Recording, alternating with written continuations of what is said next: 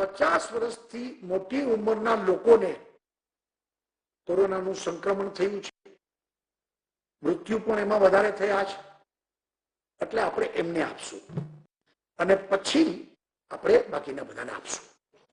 આ પ્રકારે આપણે કામગીરી કરી છે.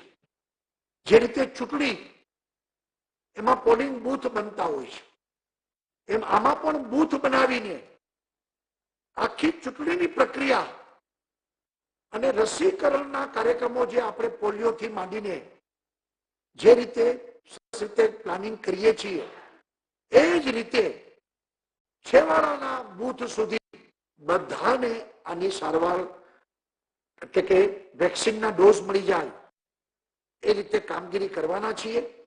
એમાં ફરી વખત સૌ ચૂંટાયેલા લોકો, સરપંચથી માંડીને જિલ્લા પંચાયતના, તમારો પણ બધાનો પૂરતો સાથ અને સહકાર રાજ્ય સરકારને જોઈ છે અને એ મળશે. તમારા થકી જ બધી વ્યવસ્થાઓને સુદૃઢ બનાવીને આપણે ક્યાંય તકલીફ ના પડે અને શાંતિથી બધાને મળી જાય એવું આખું પ્લાનિંગ આપણે કર્યું છે. તમે જોયું હશે ફિલ્મમાં કે આપણે કોરોના ઇન્જેક્શન જે આપીએ છીએ સરકારી હોસ્પિટલોમાં, મ્યુનિસિપાલિટીની હોસ્પિટલોમાં આપણે મફત આપ્યા છે. મુખ્યમંત્રી રાહત ફંડમાંથી આપ્યા છે. રેમડેસિવિર જે ઇન્જેક્શન છે અત્યાર સુધીમાં 2,12,000 ઇન્જેક્શન આપ્યા.